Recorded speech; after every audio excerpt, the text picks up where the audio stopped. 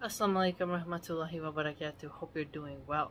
We're continuing our deep dive into this radical feminist book so that we can refute her theories, what she calls solutions, and hopefully put a different perspective on it so that revert sisters and born Muslim sisters can hear a more Islamic refutation that's also a bit philosophical as well. So, let's begin. Bismillah ar-Rahman ar-Rahim. Go ahead and listen to this as you're on your commute. You're on the subway. You are in your garden, cleaning your fish tank, making some type of dough. Who knows? I was gonna make tapioca dough today, but I might do it tomorrow. So, let's begin. Bismillah ar-Rahman ar-Rahim.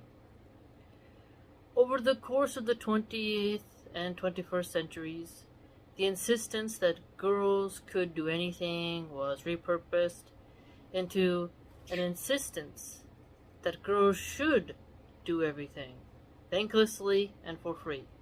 Okay, so hold up. So, could do anything, should do everything, and then thanklessly, and then for free. This, for a long time, was the outer limit of what feminist liberation was supposed to mean in genteel, liberal circles. Women now had the freedom to work both inside and outside the domestic sphere, and this, it was insisted, was what our foremothers had fought for, and now it was won. Okay, so freedom to work inside and outside the domestic sphere. Game over. Go home, ladies. Your kids are waiting for their dinner, and you might get on another laundry load and still grab 6 hours sleep. The fact that women beyond the aristocratic classes had always worked outside the home was conveniently glossed over, as was the fact that most working people, the freedom to toil for 50 hours a week for someone else's profit, had not always been the highest conceivable freedom. A few movements have marched for highest conceivable freedom. Few movements had marched for the right to spend less time with your family. Now, what's interesting about this is that she mentions sort of like, the 6 hours of sleep. And you're gonna, if you want to be a boss babe, you're gonna lose sleep as well. And when it comes to taking care of your children, the sleeplessness is really only for the first 2 years. My little one would always wake up in the night to nurse. Yes, it was hard.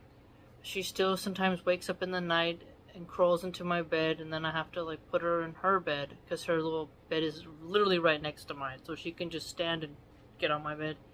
But that disturbs, and I'm a very, very light sleeper.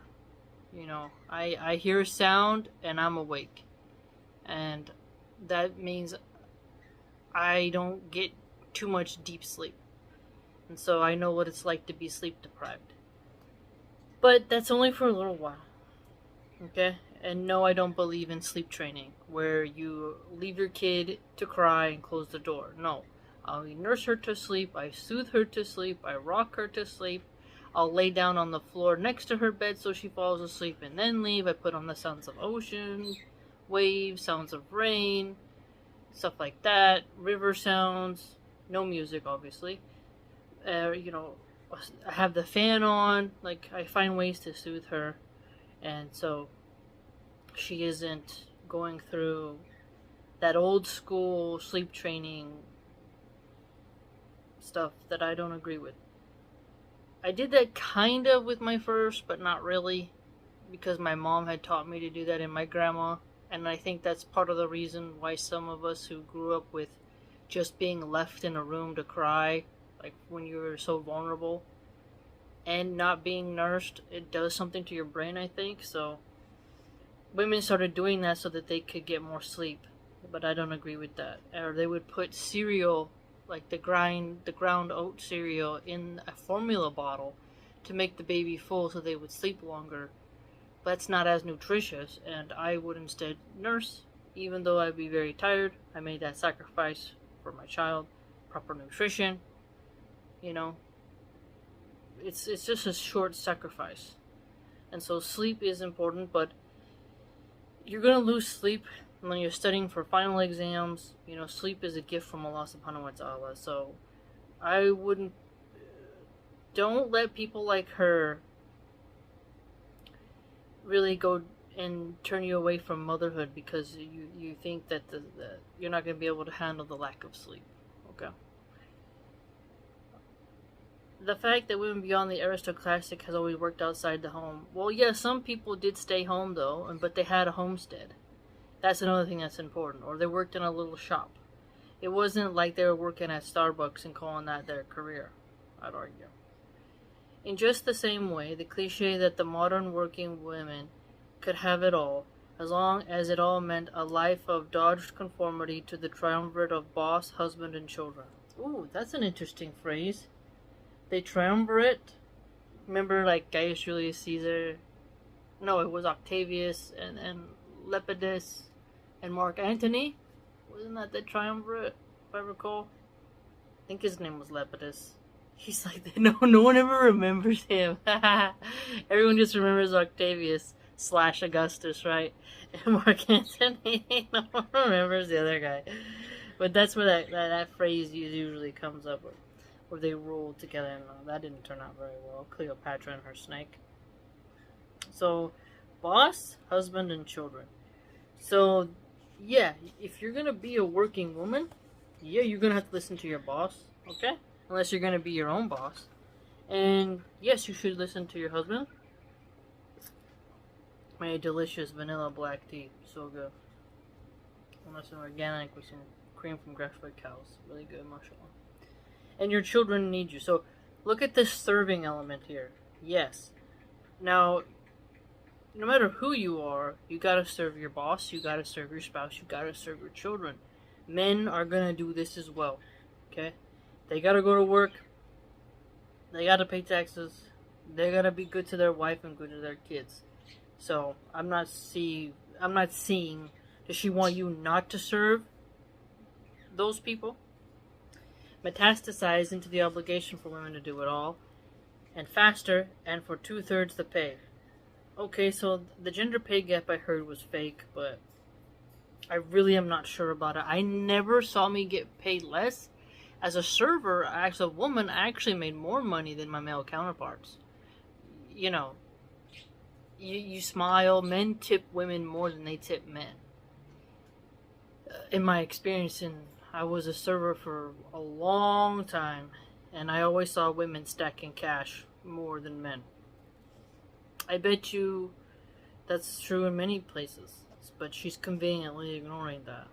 So, women to do it all and do it faster. So, she's the one telling women to leave the nuclear family, to not really focus on children, and she goes back and forth, and she doesn't seem very consistent, but she's the one who's pushing you can have it all, okay?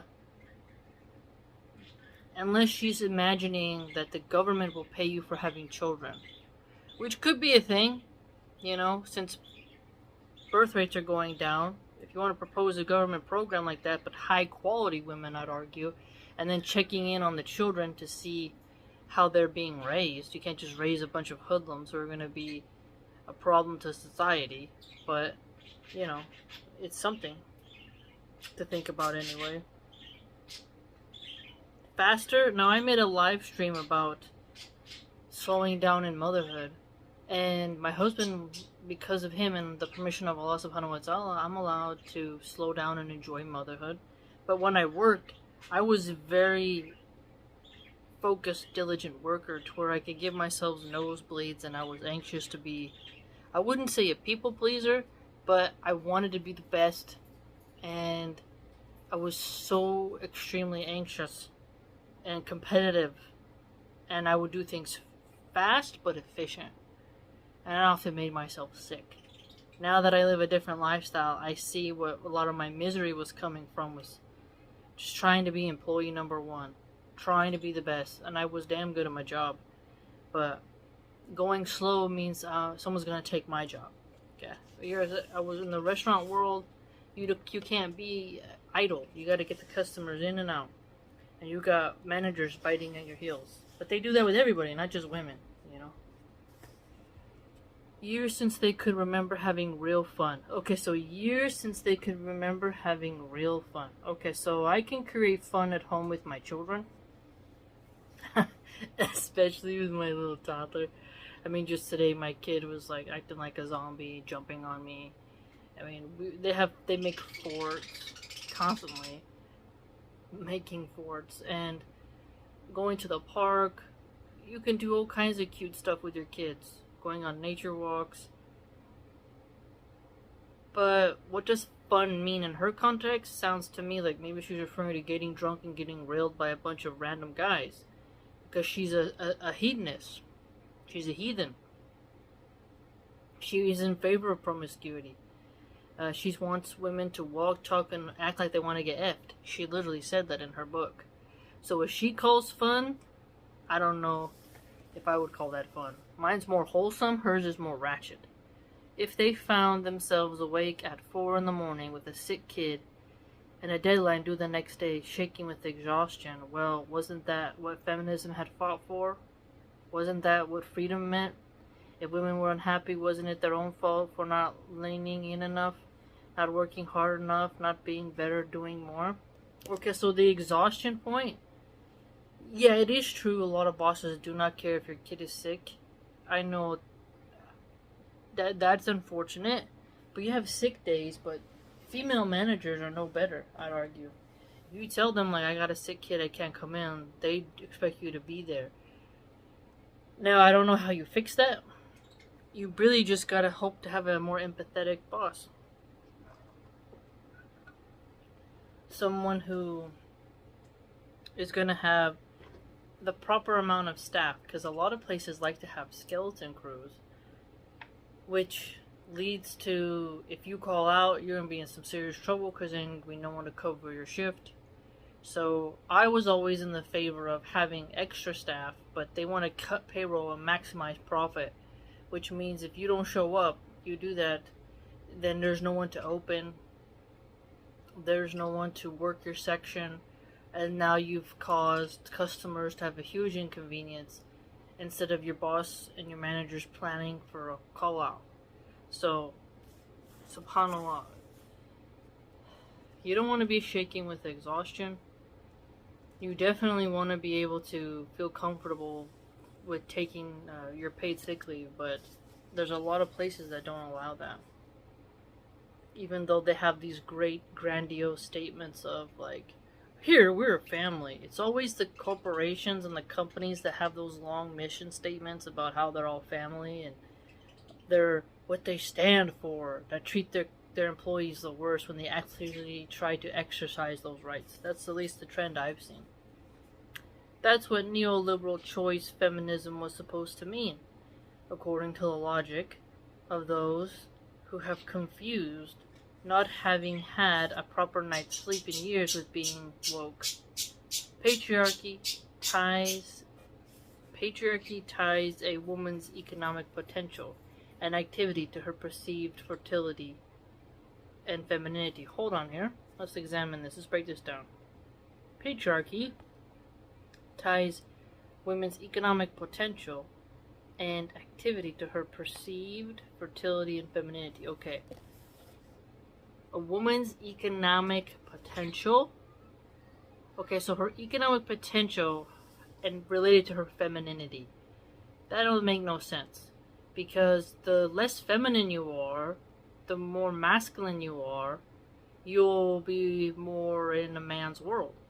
You dress in a suit, you're aggressive like a man, you argue like a man, you have to be a cold, heartless Hillary Clinton. That's not very feminine. You're more of an ice queen, you know, a ball crusher. Sure, you can try to be like Megyn Kelly and wear tight red dresses and constantly try to expose your crotch to the camera. It's not very feminine, it's not very classy, it's very braggadocious, very blunt. It's not very feminine, or at least it's the negative side of femininity. It's not graceful. It's not warming. It's not nurturing or suave. or charismatic, classically at least. Now, fertility, economic potential. So what is that like? Before she gets her Social Security payout or something?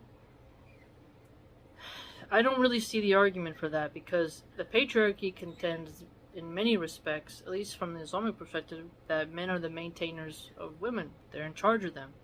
And the men get more inheritance because they have to take care of more of their female counterparts in their family, regardless of their fertility and regardless of their femininity, although the Prophet, peace be upon him, did curse women who dress like men and men who dress like women. But I don't see the evidence that shows the patriarchy solely looks at a woman's economic potential. When it's the man who's gonna take care of her, and they're looking at their own potential as earners. Now, maybe there's some cold-hearted liberal atheists who are like, hey, you gotta go to college and take on debt. That's your economic potential, is the debt. That's a different argument, though, right? But that's the atheistic corporate side. I don't think religion pushes that. I don't see very many religions telling women to go in debt for college. Usually that's the LinkedIn liberal class. She can only earn well in her job if she is also doing the work of being a good woman. Okay, she can only earn well in her job if she also is doing the work of being a good woman.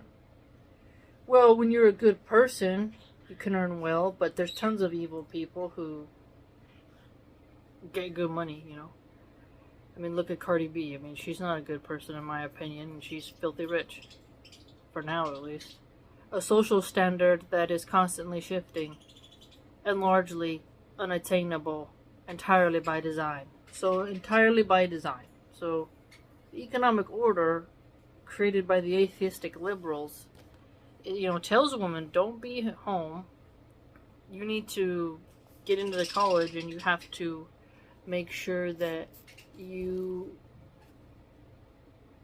pick a field that you want to work in.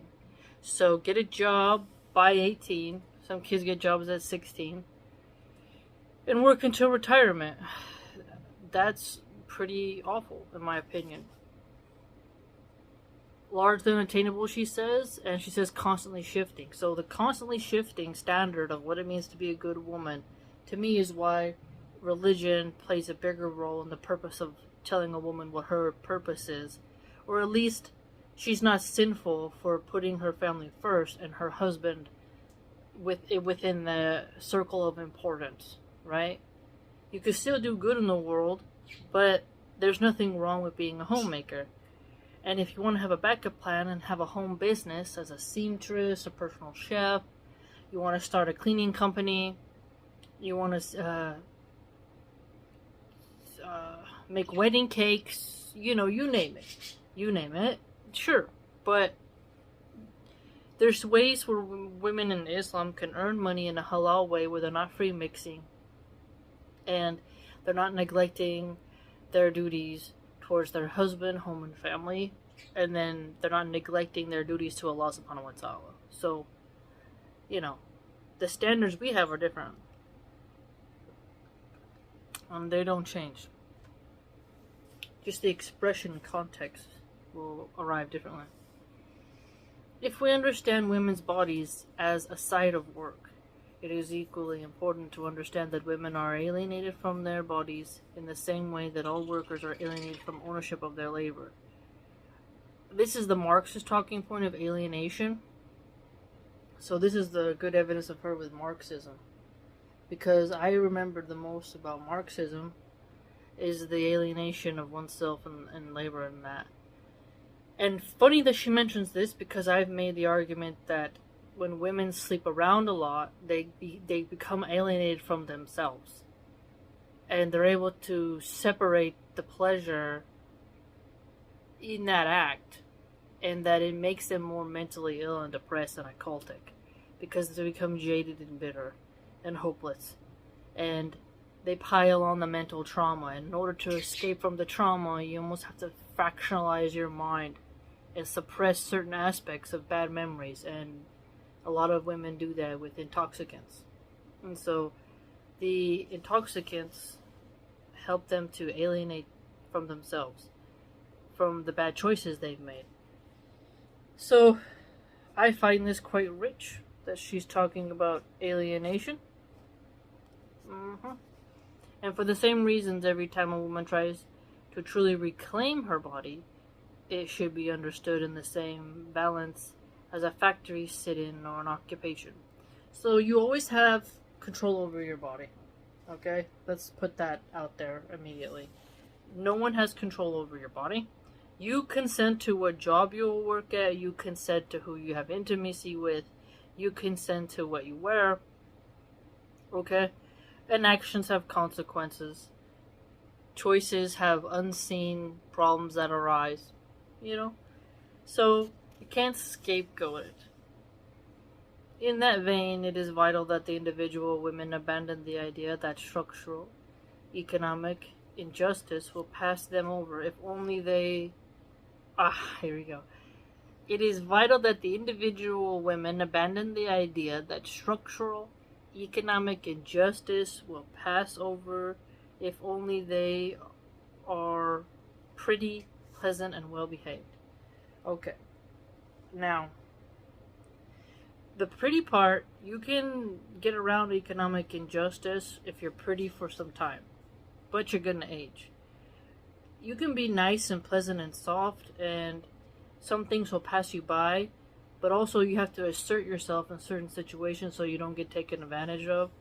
And well behaved, well, you'll get rewarded with opportunities, but good work gets you landed more work. And sometimes the employee who is more of a talker instead of a worker will get the promotion, and the one who is openly unpleasant will get fired. So there's a balance here.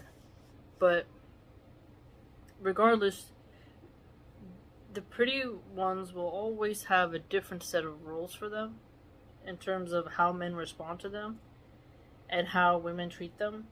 But if you're pleasant, that can go a long way when needed. But that doesn't mean you don't tell truth to power, or you don't kind of defend yourself when another employee or boss is coming at you in a sideways manner. And well behaved, you want to have decorum and manners. That precise fantasy is what keeps workers across the world striving and slaving in jobs that erode their dignity and shatter their bodies. Okay, alright, wait a minute here. So she was telling women, put out by the third date, put out on the first date, don't get married, destroy the nuclear family, don't serve your husband, don't do emotional labor for your husbands. So you can't win with her. You just can't win, because eroding the dignity, shattering their bodies. Men work more physically demanding jobs.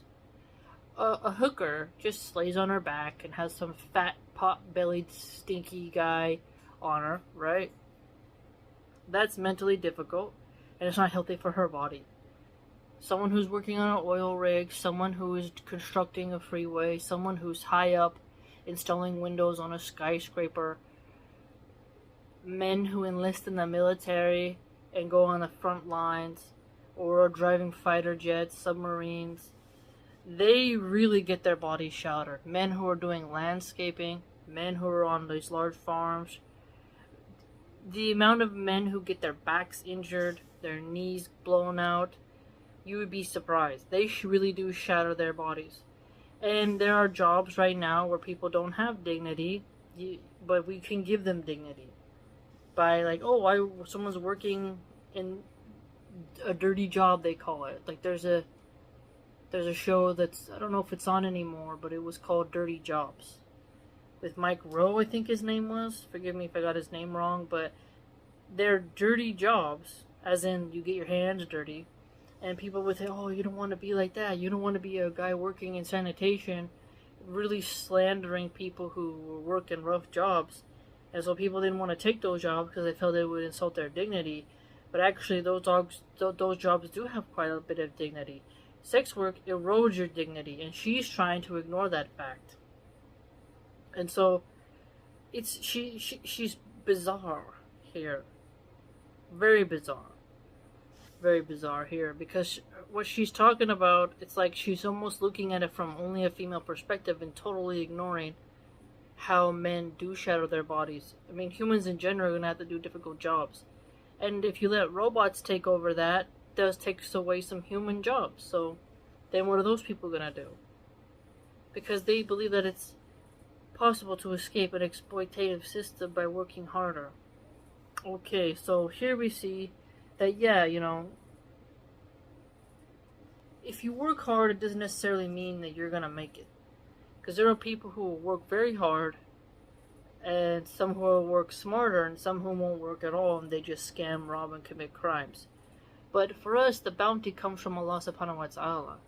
So, if you struggle in this world, you're not making the money you want. Just know that if you're making an honest living, that you will be rewarded on Judgment Day for the good deeds that you did, and you have to have gratitude. You have to have gratitude and do your job well. And don't deny any of the favors that our Lord Allah subhanahu wa ta'ala has given us. And there's lots of tools around to earn, but not everyone can be a billionaire, a trillionaire, a millionaire. And so you have to be fine with that. And you have to ask yourself, do you really want the responsibility that comes with that kind of wealth? On the surface you might, but how many of your friends will be fake? How much do you have to guard your treasure? Think about it. There's so many scammers that are working on every day how to separate you from your wealth. From phishing texts to scam emails to hackers to just old school robbing. Think about it. So you shouldn't be a sloth, and you should work hard at what you love and do your duty that you're charged with. I've been noticing more and more now, people in like coffee shops, they don't seem to really be working hard. And it's like, you're given a very easy, simple job, and you're so freaking lazy that you won't even make this drink right with basic instructions. And the food didn't turn out right, or something isn't going right, and it's like, okay, now you lost my business. So you're not going to work hard and do your job well? You're going to slack off, not give proper service? Well, now you lost a customer, which means your business is getting less money, which means they'll have less money to pay you, and you're losing out on tips. So you need to work hard, because that's how you're going to keep everything going. The value series I've done of the plumber and the welder have to work hard in a truly thankless position, where some people, like myself, didn't even know they existed really, or what they did, and how much of our infrastructure is because of them. And yet they don't get a 10% discount when they go out. There's no day for them. There's no International Plumbers Day. Not saying that we need one, because I think a lot of those days are just cliche, but I'm just pointing out that you're always going to have to work hard at what you do. And if you're good at what you do, you work hard. You think Michael Jordan didn't have to train hard? You think these fighters didn't have to train hard? Olympians didn't have to train hard? Think about it. They read enough stories where hard work and gumption are rewarded. And even though they can see how unfair and unjust the labor market is, they still believe that they might be the ones to get lucky. You have to have that hope. You have to. You have to. Because look at how Prophet Yusuf Joseph, peace be upon him, was placed in a well by his brother, sold into slavery, and eventually went and worked for an official in the Egyptian bureaucracy, right? In the Christian faith, his name was Potiphar. Aziz? I'm sorry, I forgot his name in Islam. But he got an interesting opportunity to do that. Yes, so you can be saved. Allah subhanahu wa ta'ala can put you in a good position, right?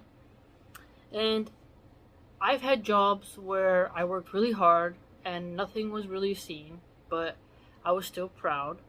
And then there's been my last job, I held back a bit because I saw what kind of work environment it was, and I did my duty and did it well, but I didn't go above and beyond, and I reserved my energy.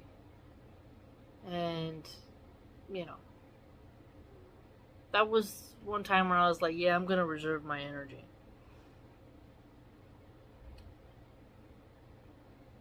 Because you have to be careful how there was times where I made enemies. I worked really hard, and then I made more people in the job mad because they were slackers and they all hated me and really turned against me and thought I was showing off when I just wanted to do a good job because I wanted to feel safe in my position. But you can't be nihilistic and you can't be a sloth when it comes to work, but you don't want to be too gung-ho to where the boss uses you like a donkey and never rewards you. So it really is dependent upon your boss, the environment, and what it's going to take to keep the job. You know? And there's a lot of people who will report like, hey, I worked really hard, my boss noticed, and I was promoted. So that's something to think about. In fact, social mobility, the raw chance of any individual person escaping the social class he or she was born into, has only gone down over the past decade, while at the same time, belief in the story of social mobility has gone up. Well, maybe that has to do with the banking and the currency. Maybe it's not about hard work, but the currency and interest and the fact that everything's based upon debt. Maybe that has a part to do with it. The currency, I think that plays a huge role. But I think everybody wants to have social mobility to go up in your economic status. But now, as I'm more spiritual, I think spiritual mobility, what kind of level will you get in Jannah? How much knowledge can I gain? That's really awesome. So you can always be mobile in your intelligence and the knowledge you gain. The banking system and the value of your paper fiat currency, I don't think so. That's a little bit more tricky, a little bit more sneaky. But you can marry into a higher social class if you want.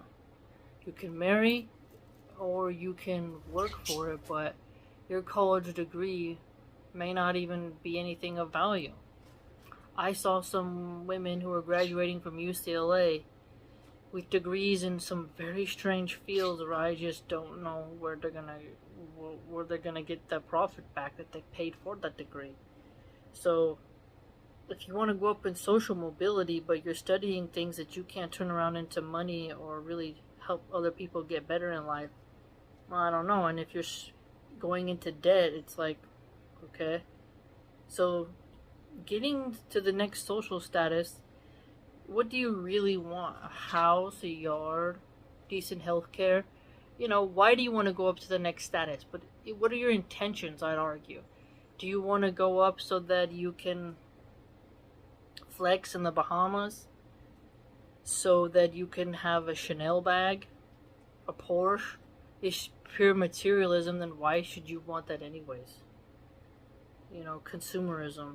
For me, social class would be like the ability to have a chicken coop, the ability to have a nice black Spanish bull who's like out there and I get to stare at him, or a koi fish pond, a very cool rooster, having sushi when I want. It all comes down to desires and entertainment. And I'd be able to do a lot more nice things for kids, buying shoes and school supplies and giving gifts. I really do like that. That would be nice. And giving Islamic books to people who need it. That'd be fun. But that doesn't require me to have necessarily social mobility, but rather excess income. I wouldn't really want to be too far up the ladder. I think that creates a lot more chaos, especially in times where people are robbing. The harsher the working world gets, the more we believe we can escape it on its own terms. Work has become a religion for my exhausted generation, even as we look set to be the first cohort in living memory to earn less money, own less property, and die earlier than our parents. Okay, so the less money and less property. Look at the real estate, the housing market, the banking industry, and who controls the value of our currency. Okay? Is it something interesting? Is Mexicans did a very cool thing where they come to America, they work, then they send their money home to Mexico, and in Mexico they build a house because they can take US dollars and turn it into the pesos. They're gonna get a lot of money because of the conversion rate, and then they build a house over there, have their farm, and then they leave America and go back. That is freaking smart. Very smart. That's a little harder for us Americans to do. And Mexico still has tons of land where you can buy a homestead. But you just have to worry about being caught by a black magician cartel member, and hung from a freeway. You just have to watch out for that. But if you can get into a decent community and have your ranch and got an internet signal and you have a U.S. bank and you transfer from your U.S. bank to your Mexico bank and you convert that, you can make some extra capital just based off the conversion of the money. So there's tons of ways people can get more property and earn more money. But it depends on what you want in life. There's something out there. But again, the value, America had the greenbacks, the gold standard. Now there's all these weird coins. Eventually they're going to be cashless. Everything will be digital. And people can be corrupt and high up in the banking system and just add fake money into their accounts. What will money be when it's just on a screen and you can't touch it? You can't really see it. It's all digital. And they can freeze your bank account and take your wealth anyways. And the fact that they tax you on your property tax. You buy land and then you got to pay taxes on that land. It's tax.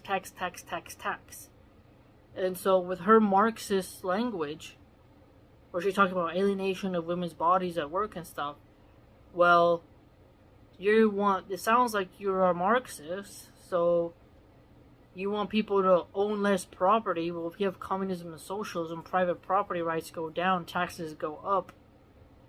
So I don't really get what her point is. This is what I'm talking about. If you actually look at what she's saying, you'll see that she's a little bit riddled in her responses to her own self.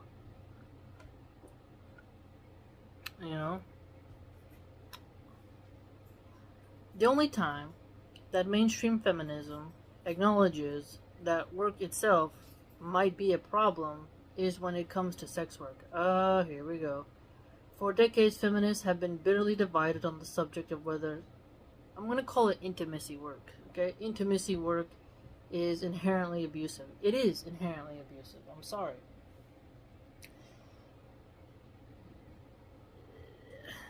I could say so much about this field because I'm the child of a woman who was in it. But let's see what she says first.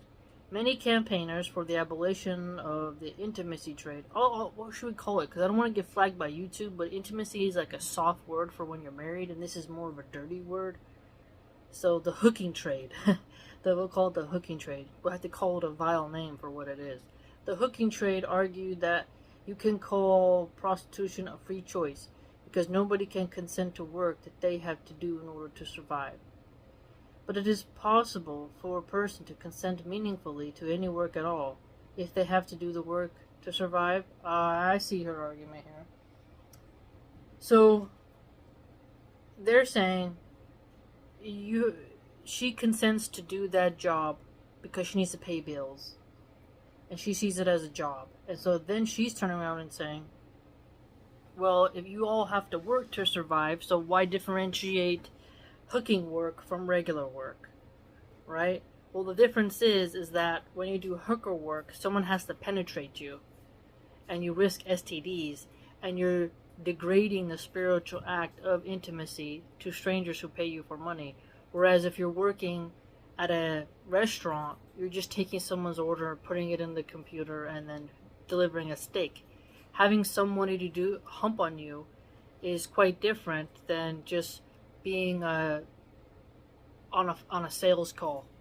And the fact that she's playing coy with that shows me that she's quite degenerate herself. You have to work to survive in this planet. I'm sorry, you're not going to have a communist utopia. So she doesn't want women to get married and then is complaining about working. So what does she want? She doesn't make any sense. If a woman is a stay-at-home wife and her husband provides for her and retires her from the workforce, she's oppressed. Oh, emotional labor. Oh, kids, this. Like, she shames children, shames religion for taking care of women, right, and from a patriarchal angle. And now she's complaining that women have to work to survive. So she doesn't make any sense at all. She's just quite insane. That any work at all, if they had to do that work to survive, that question is only ever asked about hooker work. And it is a revealing omission. In societies that otherwise worship the free market and insist that freedom means letting people sell whatever they like, however they like. No. The free market doesn't mean letting people sell whatever they like. You can't sell fentanyl. Well, if you're making like an epidural for a hospital, maybe. But I guess there are some versions of some opiates that are allowed, I guess. However they like. No, there's regulation. Okay, regulation exists for a reason. So, hooker work are all stigmatized and criminalized. Good. Many public and private feminist organizations are all too eager for police to step in and stop women in particular from selling their bodies. Most organizations which oppose hooker work want criminal charges to fall primarily on men who buy it. But in practice, it is almost impossible to criminalize the customer without consequences for the hooker worker, especially if she is undocumented. So here we see a full circle her degeneracy. Okay? Trying to say that an undocumented woman, it's okay if she sells herself because she has to survive. And it shouldn't be made illegal and it shouldn't be stigmatized. It's pretty filthy. She thinks she's helping women. Shaming religion, shaming the patriarchy, shaming marriage, shaming motherhood, calling having children a chore, and now she's pushing prostitution on people. Anti-prostitution charities have in fact worked in tandem with border police to track down and deport migrant sex workers. What's wrong with that? Good. Who cares? Sorry, you can do something better, alright? Alright, you can. I'm sorry, you can. I don't want to hear it. You can make a food cart. You can make clothes. You can make blankets. You can work on a farm. You can work as a dishwasher. Work in a hotel cleaning service. You can start your own business by cleaning houses. You can be a babysitter. You can be a nanny. You can do all kinds of stuff besides letting a pot-bellied, stinky man hump you. Why is she trying to put this sort of like, oh, well, she has to let men orally do stuff, like she has to do stuff orally to men in order to survive in 2024 with all the benefits out there, with internet that shows you all the different kind of jobs you can do from home. California has some of the highest illegals in the nation. They're all working. You don't see homeless illegal women. You don't see it. It's white meth heads and a couple of black people who struggle. But you don't see homeless Latinos really. They work and they just work. Se puede trabajar. That's what they always say. You can work. Okay? It's sad when you see the children of the immigrants prostituting themselves on OF when they have a social security number. This collusion with the carceral state relies on a singular moral argument. That is definitionally impossible for people in desperate situations to consent to sex when they need the money. The assumption of choice for sex workers leads to the conclusion of consent, writes Rachel Moran, a campaigner against the sex trade and a former hooker herself. Okay, so hold on. The reason why you also need to be against it is because, as a Muslim, it's haram. Okay? It's fornication and it's adultery. Secondly, spreads diseases, spreads abortion. Okay? It will create broken women who are psychologically scarred. You cannot make a person, a man, good, right? Because you allowed him to go purchase a woman. He will do creepy things because he's a creep. That's why he's been rejected by a sane woman, and he has to go to the lowest common denominator, which is a woman who sells herself. Now, she could be beautiful. When Tate is paying pretty looking harlots, they're still broken in their brain. Okay, there's something off in them. They have not leveled up in terms of spirituality because they don't even respect their own bodies. They're sharing the most intimate part of themselves and degrading themselves for pieces of paper instead of saying, you know what, maybe I'll get a job at Dollar Tree, maybe I'll get a job at the gas station, maybe I'll be a dog walker. No. They want to take the easy way out. And then they want sympathy. Oh, and then all of a sudden, drugs get introduced. Or their pimp slaps them. Or their madame is cruel to them. This lady is completely ignoring the madames of that world. She's only looking at the males, but she's totally ignoring the grooming done by gay men in that field and by the madames who have been in that industry a long time. They're pretty scary. Nor is she talking about... There was one very beautiful, famous adult entertainer. I'm not going to say her name, but she ended her life because she didn't want to do a scene with a gay man, and the cancel culture came after her, and she eliminated herself. I'll put it that way. And when I heard about this story, I thought, how could somebody that... This was before I was a Muslim and before I was really educated in terms of like mental health stuff concerning that field. I was like, how could someone that beautiful, like with such a perfect body, do that to herself? Just because some people got mad that she didn't want to risk getting AIDS or a disease from a gay entertainer. But she didn't have... They shamed her for wanting to have ownership of her own body.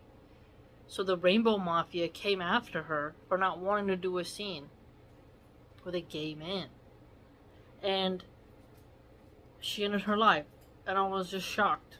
And then you find out how many of those women... There was another one about 2 months ago. I'm not going to say their names because then people will look them up and watch their haram videos. But she ended her life too. And it's shocking how many of these women...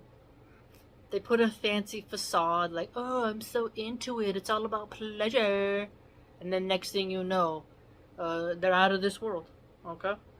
And so she's ignoring that part. You always have a choice. And you shouldn't do that. That's what we should tell women. To say no. It should be very difficult. And a lot of lost teen girls get caught up in that river because they don't have a mama and a dad to love them and guide them out of it. And some are just rebellious little shits who don't care that they had a good mom and dad. The most heartbreaking ones to me personally are people who had a religious family and then they rebel against their family and go and do that. It's just like... And then they're all traumatized and broken and then they still blame their parents. And zero accountability. Okay? So I've seen tons of these women unfold once you start... Okay, this is the thing you gotta do with these women. They start off real strong because their beauty. They have their beauty. They're really used to flexing their beauty on women and on men and getting their way. Because they confuse being paid to play an actress role in this scenario that their customers forcing them to do. They play a role. They're like an actor, right? But once you just start doing like Socratic dialogue, asking questions, they slowly get more comfortable, and the facade comes off, and then they start to show their mental health. And if you get them, and some of them, if they start drinking, every trauma pours out. And then you can see that these women are broken, but they won't warn others from going into it.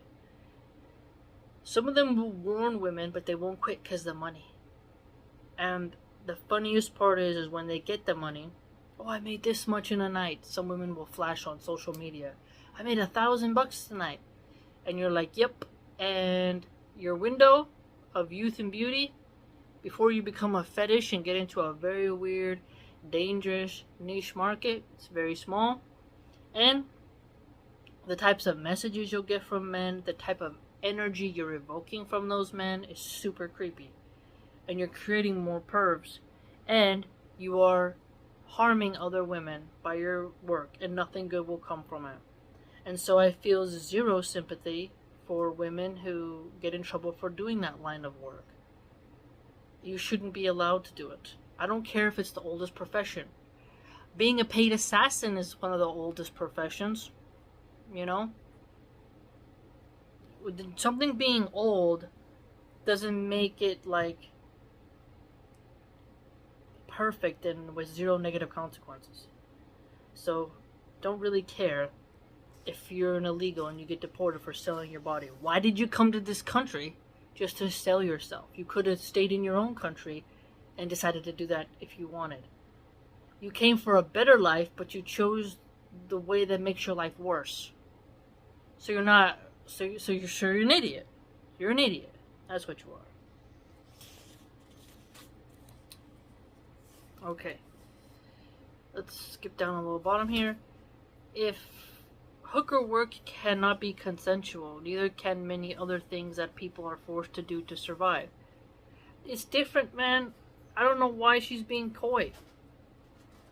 She's reducing the act of intimacy to such a low level that it's like compared to working at CVS.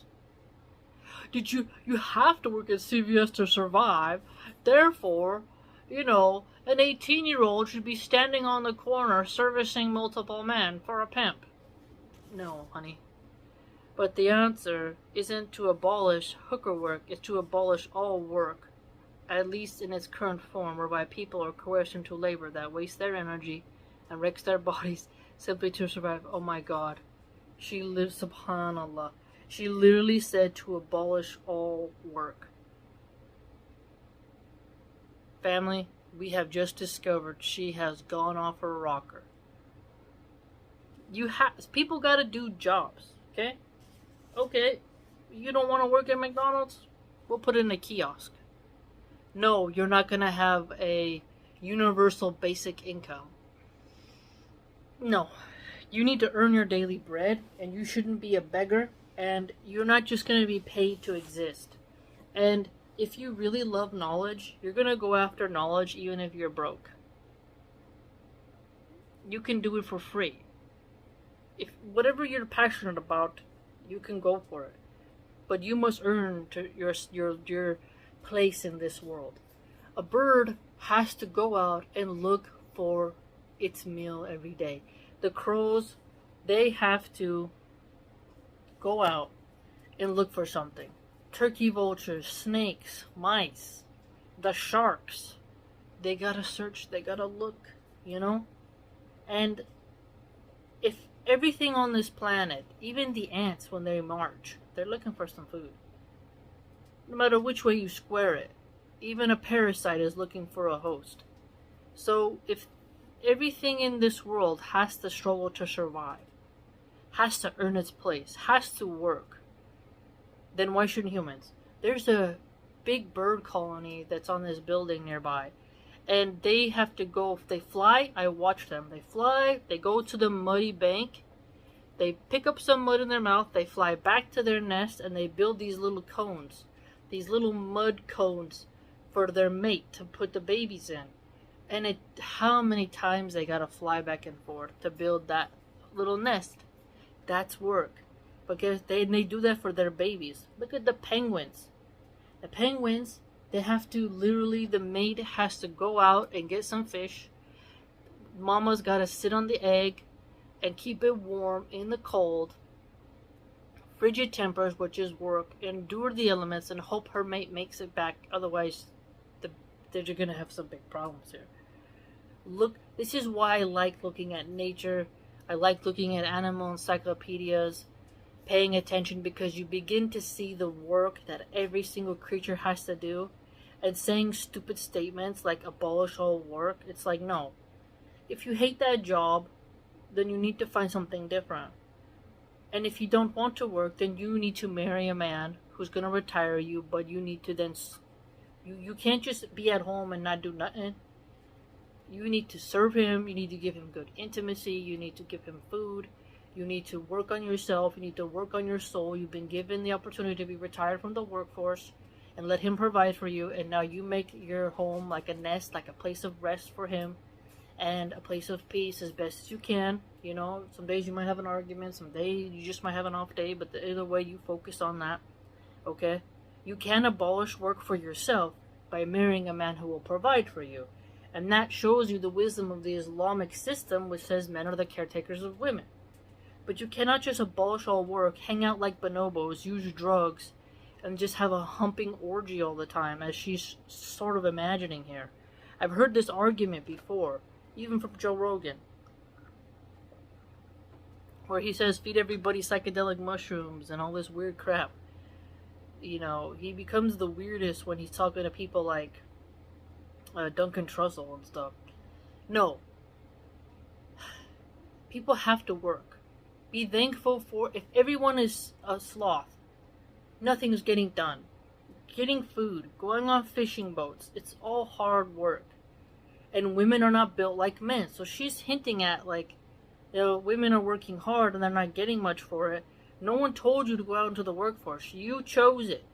You hate your job, you chose it. You didn't want a man to take care of you. You didn't want to do emotional labor. So now, you know, you gotta go out and do the job. So think about this. She gets mad if a husband wants intimacy with his wife, but she's making excuses for women selling their bodies to strangers for money and for drug money. Do you see the weirdness of these feminists? Think about it. Oh, you want to be a hooker? Perfectly fine. You want to be a housewife and your husband wants intimacy and you hate the hadith where it says, you know, if your husband calls you, even if you're busy with the oven, you have to go to him. Oh, this is oppression. But then they advocate for you to sell your body to some guy who might give you syphilis. Think about it. Does it make any sense at all? This is why you can't listen to these women. This is why I'm glad we're breaking it down. At least in its current form, whereby people are coerced into labor that wastes their energy. So coerced into labor that wastes their energy and wrecks their body simply in order to survive. Well, adult entertainment wrecks people's bodies, and it's a waste of energy. It's important to remember that about abolitionist feminism, so we got a new term here, abolitionist feminism, that seeks as its core goal to eliminate hooking work, has always had an embarrassing aspect of white saviorism. So she contends you're a white savior if you want to eliminate women selling their bodies to strangers for drug money. You see how how sneaky she is? So if you are a Latina and you're saying, and you're a Muslima or a Christian, and you're saying, we want to make it harder for pimps to operate and for women to sell themselves, she'll call you like, oh, what are you trying to be, white? So she's here admitting that she's contending white culture is against women selling their bodies, and she's framing that as something bad. See how sick she is? The spokeswomen are often wealthy, cisgendered white women. See, here we go. Cisgendered. She hates heterosexuals. How dare she call us this slur? To be called cisgendered is a slur. So, you see, this is why you gotta be careful of real racists. So, she's a bigot towards heterosexual people, and she's racist towards white people. And she is resentful of wealthy people. She hates a wealthy person telling a poor person, don't sell yourself. She hates a white person telling a black woman or a Latina, don't sell yourself. Think about that. She hates a heterosexual woman telling a gay guy, don't sell yourself. You see what I'm saying here? This is how twisted she is. Who see themselves as rescuing sex workers who are more likely to be trans, working class, foreign nationals, black, or indigenous. You see how perverted she is? How demonic she is? So she doesn't, if you're white, you can't try to help people stop selling themselves. If you're heterosexual, you shouldn't stop them from selling themselves. If you are upper class and you're trying to tell a girl to go get a job instead of selling her whole to random strangers on a street corner, you're bad. If you are an American citizen and an immigrant from China comes to your country and she's working in a massage parlor and you tell her a business strategy to use to open her business more instead of selling her body, you're bad. You see, this is why the feminists cannot be trusted. Because they will watch women get burnt up and chewed out and wreck their mental health and get so much trauma from selling their bodies, and will shame people who try to convince others to leave that path. You should be very careful. A religious person will tell you, this is haram. This is no benefit for you. It's unlawful sexual intercourse. Don't do it. She's trying to shame people who are trying to actually tell women to make better choices in life, and that the entire industry should be shut down. You have to be so careful of these types. This is truly one of the most depraved people I've ever read a book by, because she attacks religion, she attacks motherhood. Now she's attacking people who are trying to save people from selling their bodies. Think about that. Think about it.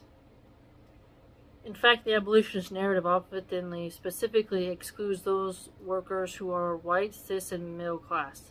This comes down to the racist assumption that, for example, a broke black trans woman cannot possibly be capable of making her own choices. See how she does this thing, black trans, so a man cross-dressing. You see, she also hates women so much that she calls men women. You must not let these types of women to ruin your spirituality, because she's so lost in the sauce. So a rich white cis woman had better step in and make them for her. No, it's not about making decisions for people. It's about trying to help people be on a better path in life, to help them make better choices, and to warn them. Because then, if someone warns you, and then you ignore them and something bad happens, you can't do a woe is me party. Because people warned you, you ignored them, you insulted them, and then something bad happened, and well, you brought it upon yourself, and why should we feel sorry for you? You know? To speak against evil is a good deed. To stop people from sinning is a good deed. To guide people towards more honorable and dignified behavior is a good deed. Okay? But this lady, she splits people up into their race, their sexuality, and everything else, and she compartmentalizes people into niche categories, and then puts all those Confederate categories against each other in opposition. She's truly wicked. Truly a wicked person. Very sick individual. And her book was purchased in a pretty mainstream bookstore that I went to, in a nice area. Not saying, no, I'm not for book burnings. I'm just saying, in that bookstore, 0 Islamic books. Okay? I take my time and I look on the shelf. You know, I go through like, her book's available, no Islamic stuff. What is she pushing? You see what I'm saying? You gotta be careful out there. This is why it's so important to refute these people. And when you're having a debate online, it gets sidetracked. That's why it's important to go through their text, line by line, word by word, paragraph by paragraph, page by page, and look at it, and then remember, this is why I annotate, go back and you can see, like, you're all over the place, honey. You're lost. And when she's this wicked, it's important that you expose people like this so that if a Muslim sister comes across her work, you can have your arguments ready about why this person is totally lost. And you can see the filthiness of a kafir through this text and see how Islam is superior. Because Islam doesn't want women to degrade themselves to such a low state. To be a wife is better. To be protected by a man is better. Not used and thrown away and given $10. It's really quite sick. Quite a sick individual. Let me know what you think, and if you'd like to join my blog and support my work, you can do so by going to www.subscribestar.com/MilahanArchive. Hope to see you there.